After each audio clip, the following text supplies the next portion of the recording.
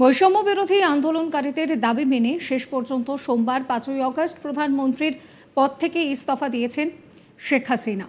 এরপর দেশে অন্তর্বর্তীকালীন সরকার গঠন করা হবে বলেও জানিয়েছেন দেশের সেনা প্রধান জেনারেল ওয়াকার উজ্জামান। আর এদিকে অন্তর্বর্তীকালীন সরকারের প্রধান মুখ হিসেবে উঠে আসছে দেশের নোবেলজয়ী অর্থনীতিবিদ মোহাম্মদ ইউনূসের নাম।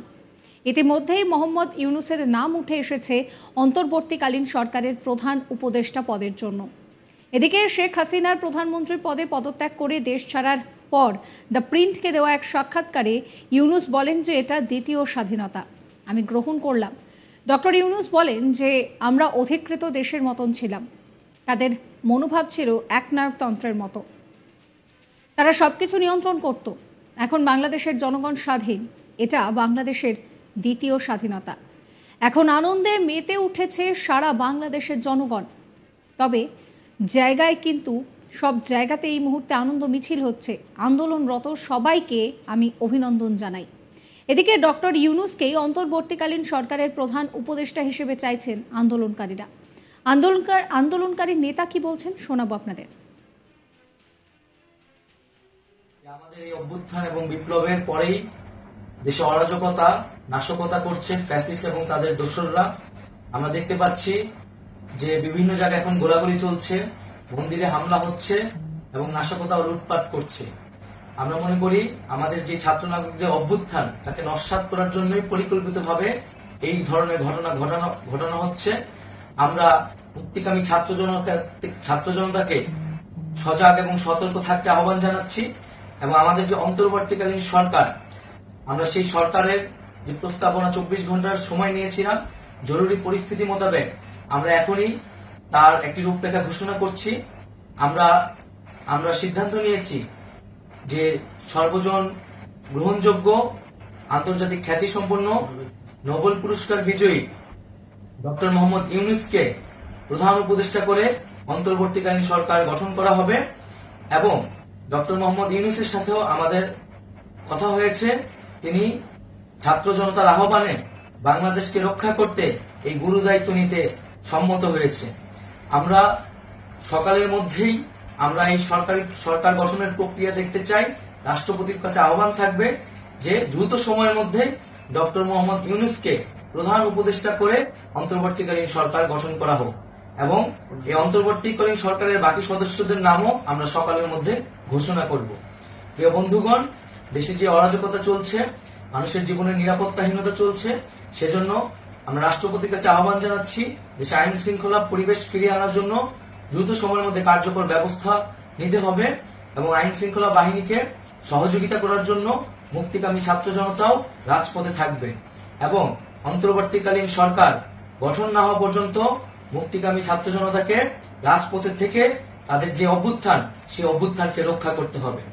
প্রিয় বন্ধুগণ, আমরা রক্ত দিয়েছি, শহীদ হয়েছি। আমাদের যে প্রতিশ্রুতি একটি নতুন বাংলাদেশ গঠন করার জন্য, সেটিকে আমাদের অবশ্যই বাস্তবায়ন করতে হবে এবং অবশ্যই ছাত্র জনতার প্রস্তাবিত সরকার বাদে কোনো ধরনের সরকার কিন্তু মেনে নেওয়া হবে না। আমরা বলেছি কোনো ধরনের সেনাশাসিত সরকার অথবা সেনা সমর্থিত সরকার অথবা এই ফ্যাসিস্টদের দোসরদের কোনো বিটিং সরকার কিন্তু আমরা মেনে নেব না। কোনো গণবিরোধী সরকারকে মেনে নেওয়া হবে না। ছাত্র জনতার অভ্যুত্থানকারী যে প্রস্তাবিত সরকার, অন্তর্বর্তীকালীন সরকার, যেটা আমরা সিদ্ধান্ত উপনীত হয়েছি ডক্টর মোহাম্মদ ইউনূসকে প্রধান উপদেষ্টা করে এই সরকার গঠন করা হবে, সেই সরকারকেই বাস্তবায়ন করতে হবে অবিলম্বে। আগামীকাল সকাল থেকে সকলকে আহ্বান জানাচ্ছি রাজপথে থাকার জন্য এবং আমাদের যে সাম্প্রদায়িক সম্প্রীতি এবং রাষ্ট্রীয় সম্পদ রক্ষা কমিটির ঘোষণা হয়েছে বৈষম্য বিরোধী ছাত্র আন্দোলনের নেতৃত্বে, সকল পাড়ায় পাড়ায় এলাকায় এলাকায় সেই কমিটি পাহারায় থাকবে। আমাদের সংখ্যালঘু কমিউনিটিকে আমাদের রক্ষা করতে হবে, রাষ্ট্রীয় সম্পদ এবং এই দেশকে রক্ষা করতে হবে আমাদের। যদিও একটি সাক্ষাৎকারে ইউনূস জানিয়েছেন তাকে এই গুরু দায়িত্বের জন্য প্রস্তাব দেওয়া হয়েছে, কিন্তু তা তিনি গ্রহণ করেননি। শোনাবো তার কথাও। যদি চাইতাম তখন যখন মিলিটারি আমার বাসায় এসে বসে রইল সারা রাত আমাকে রাজি করানোর জন্য, আমি তো লুফে নিতাম। রাজি করানোর জন্য বসে থাকতে হবে কেন? আমি যদি ক্ষমতাই চাইতাম বলে আর চলেন কি করতে, কোন জামাটা পড়তে হবে দেখিয়ে দেন, এখনই যাচ্ছি। আমি তো সেটা করিনি। তাদের সঙ্গে তর্ক করেছি, সারা রাত ধরে তর্ক করেছে যে না ভাই আমাকে দিয়েন না, আমি এই কাজের উপযুক্ত না, আপনারা অন্য লোক খোঁজেন। তারা আমার উপরে মন ঠিক করে ফেলেছে, আমাকে নিতে হবে। আমি বারে বারে বলতেছি তাদেরকে, তারা নিরাশ হয়ে ফিরে গেল, বললো যে সকালবেলায় আবার আসবো, সকালবেলায় আসলে তখন আপনি আমাদেরকে বলেন যে রাজি আছেন। আমি বললাম না, সকালবেলা আসলে একই কথা পাবেন, কারণ আমি তো এটা এমন কিছু না যে মনের মধ্যে সন্দেহ রেখে দ্বন্দ্ব রেখে আপনাদেরকে বলছি, অত্যন্ত পরিষ্কার ভাবে আপনাদের কাছে বলছি। ঠিক আছে, তা না হলে তো আমি সঙ্গে সঙ্গেই রাজি। কে ছাড়ে যাও আপনাকে দেশের পুরো সরকারের প্রধান হবার জন্য আহ্বান জানাচ্ছে, বাংলাদেশে এরকম কয়জন মানুষ আছে বলবো যে না আমি এই দায়িত্ব গ্রহণ করব না। আমি তো করলাম সেটা, এখন আমার নামে বলা হচ্ছে 10 বছর চেয়ে। আমি বছর নিয়ে প্রশ্নই উঠে না।